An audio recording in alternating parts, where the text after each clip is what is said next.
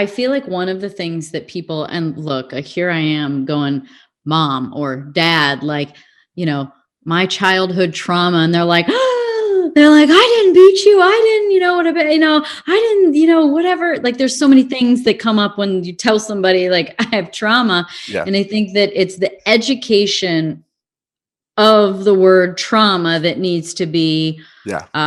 absolutely emphasized and promoted everywhere, because it's not what most people think it is. So That's please, accurate. like, explain trauma to everyone. Sure. So I feel like whenever I obviously am a trauma expert, so I get asked about it a lot. But I feel like when we start talking about trauma, it's like, let's talk about cancer, or something like that. So it's like not exactly like an exciting topic, but it can become exciting because when you do your trauma work, which I'll define it in a second, but I want to give some context.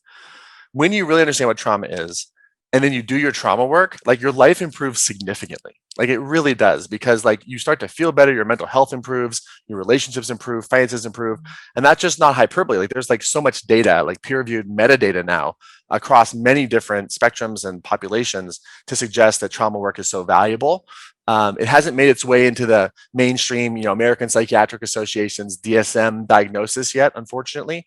But when you look at what trauma is, right? I'm a NMD, which is not a medical doctor. Okay, that's what I am. Okay, so I don't have any credentials. I don't have any certifications. In fact, I have one certification in yoga from Yoga Works, which is now bankrupt. So that certification is like no good anymore, right? So but I have like 20,000 hours working with people over a decade plus, and we've gotten incredible outcomes with people. And we're starting to do preclinical trials on our work to document the efficacy, so we can start to publish papers on it. But when you look at what trauma is, there's so many definitions depending on who you talk to, right? You talk to like a standard psychiatrist or psychologist, they'll give you one definition. You talk to neuroscientists, they'll give you a different definition. You talk to someone like Bessel van der Kolk, he'll give you a certain definition, or Dr. Bruce Perry, amazing, he'll give you a definition. Dr. Stephen Porges, all these people give you different definitions, and they're all in the right direction. So what I've basically done is try to summarize it in a way that people can understand. And it's a little verbose, but I'll do my best to say it slowly. Okay. So trauma and emotional trauma is any experience of threat, disconnection, isolation, or immobilization. That's important to understand. It's threat, disconnection, isolation, or immobilization that dysregulates the optimal functioning of your body, of your health, of your immune system, of your nervous system, of your spirit, of your brain, of your emotional body, right? And it has to have a long-term effect. It's not something that just happens like momentarily and then you move on. So if you have a dysregulated nervous system, immune system, endocrine system, emotional system, brain, body, emotions, mind, spirit, any of those things are not operating functionally and optimally, then you are most likely in some type of emotional trauma response. Because our goal is to be at optimal functioning and to be able to experience adverse experiences, but then like creatures in nature, like shake it off and then proceed in the present moment, right?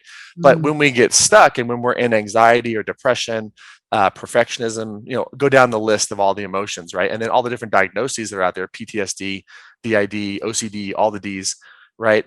Those are all trauma responses. And so it's so much more than a physical injury. People think that it has to be a dramatic physical injury, that's traumatic. That's blunt force trauma or a capital T trauma.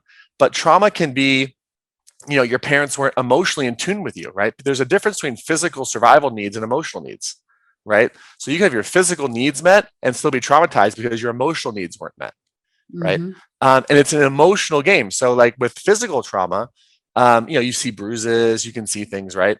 But with emotional trauma, like it's invisible. Now you can get data from the nervous system and from the body. Now we can kind of start to measure these things, but it's still a newer science. It's a softer science, but it's more or less invisible.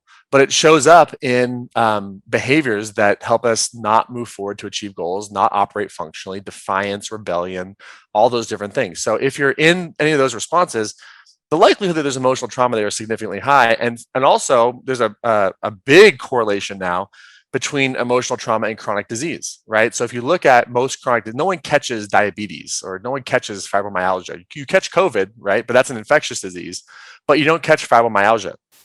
And endometriosis or whatever, right? There's so many different chronic Right. illnesses.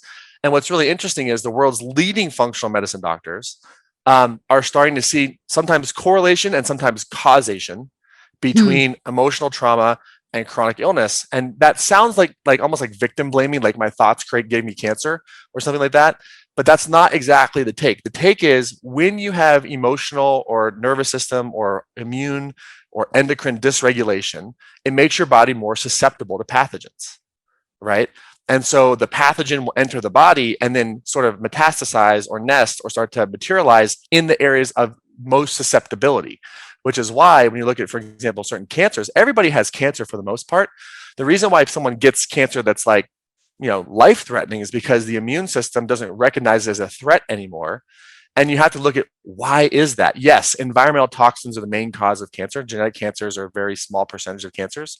Hmm. But when you look at like what body did this cancer enter, right? And what was going on in its nervous system and immune system and endocrine system, and you realize that, well, the state of that person's body and immune system and endocrine system was dysregulated because of an emotionally traumatic experience, then they're more at risk to be able to get chronic illness, right? So it's not a blame the victim situation, but Hmm. just like with COVID is a metabolic disease, right? If you are metabolically healthy, the likelihood you're going to get it or be hurt by it is very low, right? And so the same thing is true for a lot of chronic illnesses, is that like we get chronic illness, and the reason why it shows up in certain areas is because that's the area that needs our attention, right?